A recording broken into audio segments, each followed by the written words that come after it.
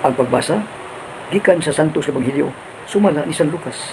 Himayaon ikaw, o Ginoo. May mga Saduceo nga miduol kay Hesus, kini sila mao ang ingon ang mga patay dili mabanhaw. Nangutana sila kanya magtutudlo. Nagsulat si Moises, niining balaod alang kanako. Kung ang usa ka tawo mamatay ug may asawa nga nabilin, apan wala na, ang isuon atong tawhana kinahanglang mga asawa sa byuda aron manganak sila alang sa namatay. May 7 ka managsuong lalaki ang kamagwala na minyo ug namatay ang ngawali anak. Unya ang ikaduhang isuon nangasawa sa byuda. Ingon man ang ikatulo hangtod ngang 7 ka managsuon nangasawa sa babae ug nangamatay silang tanan nga walay anak. Sa katapusan ang babae maoy namatay.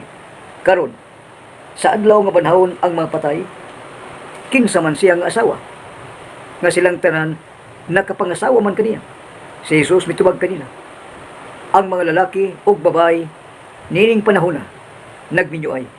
Apan ang mga lalaki ug babae nga angay panahon ug magkinabuhi sa maabot nga panahon dili na magminyoay. Sama sila sa mga anghel ug dili na mamatay. Mga anak sila sa Dios kay gibanhawan sila. Og gitinaaw gayud ni Moises ang pagmatuod nga banhawon ang mapatay. Sa bahin nga nagsaysay may tungod sa sampinit nga nagdilab, naghisgot siya may tungod sa Ginoo nga mao ang Dios ni Abraham, Dios ni Isaac ug Dios ni Jacob. Kini nagpasabot nga siya mao ang Dios sa mga buhi ug dili sa mga patay. Kaya alang kaniya ang tanan buhi. Ang ebanghelyo sa Ginoo. Daygod ikaw o Kristo.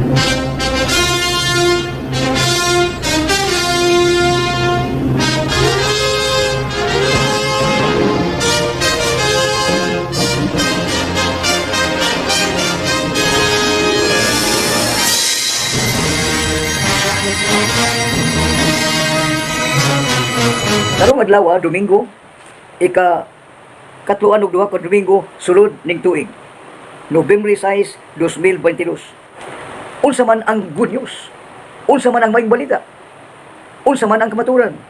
Ang kamaturan mao ang pulong nagpakatao aron paglukat sa mga sala sa mga tawo nga iya gimahal gigugma.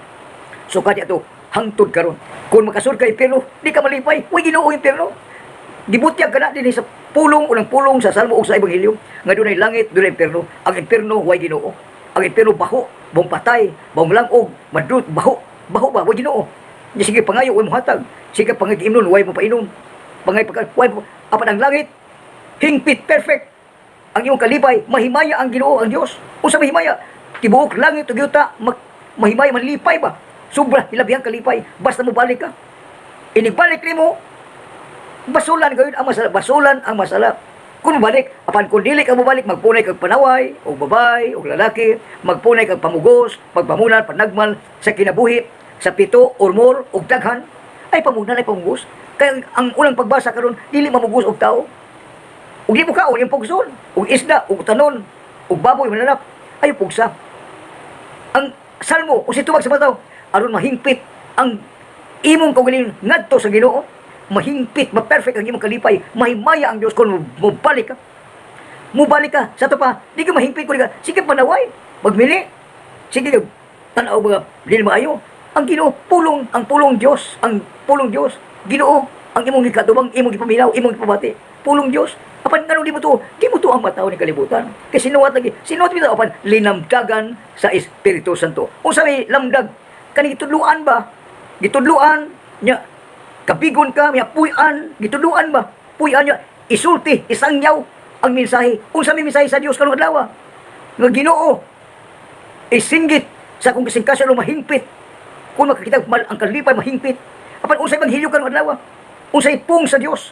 Unsay pulong? Ang pulong Dios, ang pulong Espiritu Santo, ang pulong mao si Lord Jesus Christ. Unsay pulong sa Dios? Ang Ginoo nagigsulti kanimo sa ebanghelyo karong adlaw. Ang uban di mo tuo pagkaban atong Lunes, 1-2, Nobyembre 1, Todos los Santos, adlaw sa mga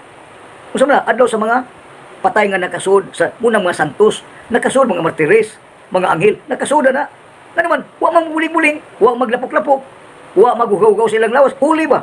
Balaan, nakasud, kinsa man nakasud, ang way buling, hingpit, huli. Kinsa man nakasud, mga obispo, mga pari, mga laiko nga naghingpit. Way gipili ang Ginoo, mapari ka man, obispo ka, malaiko ka, kung maghingpit ka, perfect ba? Maghuli ka, makasud ka sa langit, kung magtuman ka sa sugo.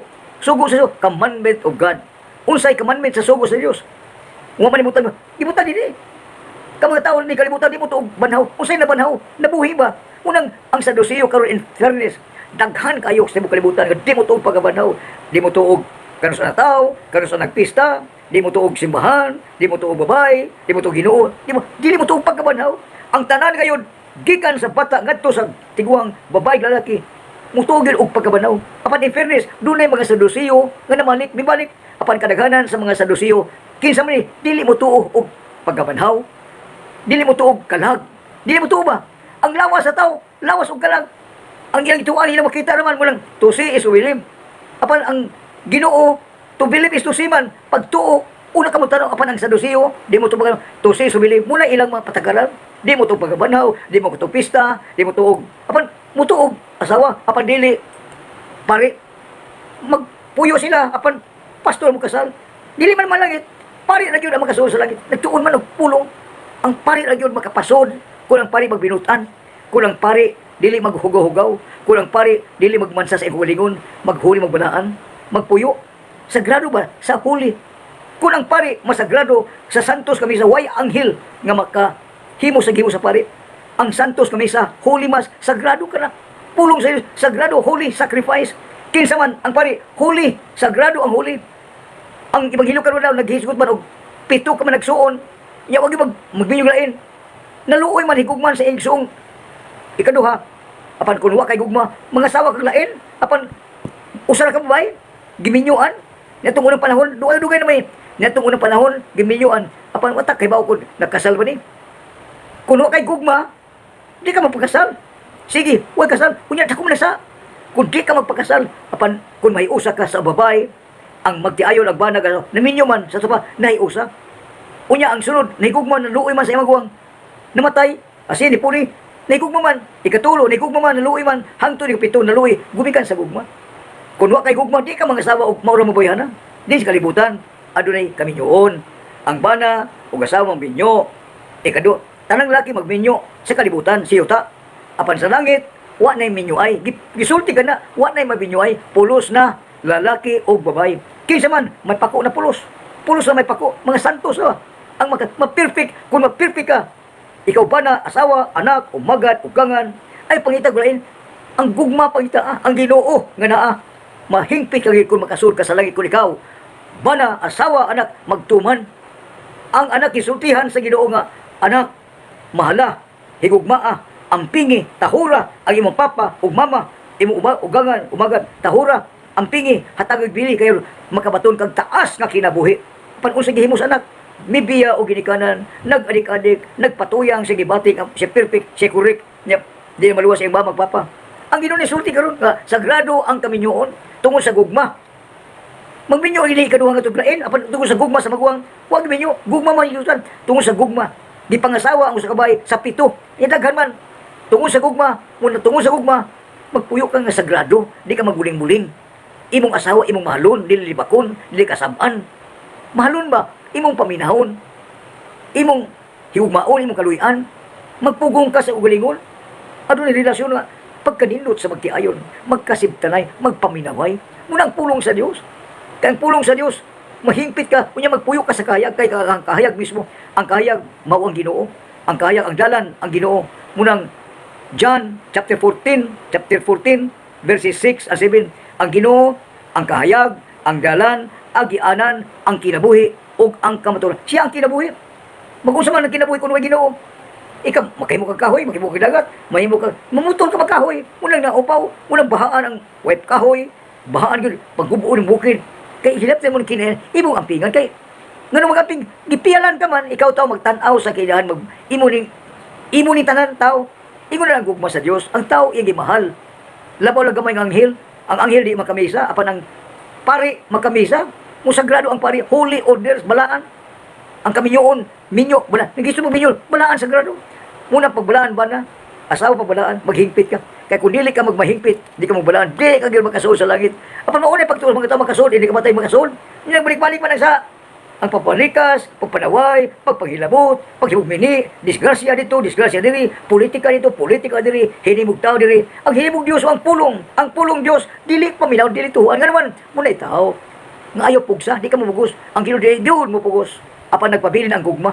Di mo pugos ang Ginoo apan nagpabilin ang kaluoy. Di mo pugos ang Ginoo apan musilot ang Ginoo. Mupahamtang kung imong panghilabtan. Ang tao, ang kinabuhi, ang kamatuoran, kinsa man ang kamatuoran, mo ang kinayahan. Kung imong hilabtan ang kabukiran, dagat, tubig, hangin, ug ang kinayahan, mubalik na kanimo kay imong gihugaw-hugawan. Ang imong lawas, nga limpyo, imong limpyuhan. Makikatubang ka limpyo ka sa Ginoo. Bisa di ka maligo basta limpyo ang naong lawas, limpyo. Kung sa may tubig, imong mahalon, igugmaon, ang hangin, kinayahan mo na, ang kahayag, siyang kaya, kadalan, ang kinawi, ang kunway Ginoo. You are nothing, you have nothing, you can do nothing. O kaya aduna mi Ginoo ni puyo sa matag kinabuhi sa tao. You can do everything. Munang una gayon ang paghingpit, paghuli. Munang giingon nga, seek ye first the kingdom of God and everything will be added unto you. Pangitaa ang gingharian, usba ang imong kaugalingon. Ayaw pag-usbang ng tao kundi mo usab, usba ang imong kaugalingon, itugyan sa Ginoo aron may maya ang langit ug yuta. Aron may maya ang Dios kung ikaw mubalik sa paglaom, mubalik sa pagtuo, mubalik pagtudlo, mubalik pag-evangelize, mubalik pagkaliminister, mubalik sound, puyan ang pulong, puyan ba live the word of God. Dili kayang hinimo ang pulong Dios imong puyan niya, imong isulti sa imong silingan, imong asawa, mga anak.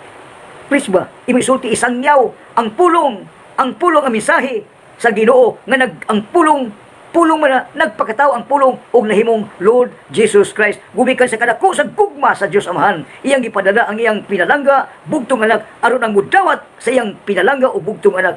Ang mutuo sa iyang bugtong og pinalangga anak. Kinsa man ang midawat mituo ang mahal nga Birhen Maria. Mura gyud miingon ang babae nga midawat, yes Lord, be it done unto me. Matuman din kanako sumala sa imong pulong. Ikaw ang pulong, ikaw ang Diyos, ikaw nagigsulti kanako, pinaagi sa akong mga arkanghel magbalantay sa kalinaw, magbalantay sa mga tao, magbalantay. Muna ang role sa mga archangel, si Michael, archangel, magbalantay, magdag, espada. Iya ganang tigpason ang mga panuway.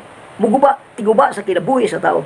Apan kung wa ka malig-on ka, mumature ka, hingpit ka, mumature ka, only mature people can decide. Immature people, bisag tiguang ka na, immature ka ba? Di pa mo to, di mo buhat, immature ka, paling-paling ka, di ka mahingpit. Kung mahingpit kang pagkabana, mahingpit kang pag-asawa, mahingpit kang pagkanak, mahingpit ang inyong kaminyoon, di ka magbuling-buling, mahingpit ang panag-asawa, mahingpit ang anak, unaha gayon ang pagtuman, unaha ang kasuguan, ang sumisugo si Diyos, to love one another. Seek ye the first, the kingdom of God, and everything will be added unto you. Unaha gayon. Unsa man pag-ampo? Ang pag-ampo maong pagpanguros before and after matulog. Before kamukaon and after mukaon manguros. Muna pag-ampo. Sulti, preaching, isulti nga. Bless us, O Lord, and this thy gift. We are muna ang pag-ampo.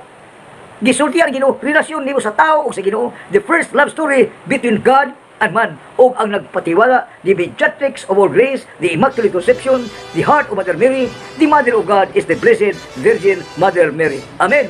Himaya samahan, ug sa anak, ug sa Espiritu Santo, maingon sa sinugdan. Karunong sa gihapon, hangtod sa kantoran. Amen. Daghang salamat sa ngalan samahan, ug sa anak, ug sa Espiritu Santo. Amen. Daghang salamat tibok kalibutan sa iyong pagtanaw ug pagpaminaw sa buhi nga po.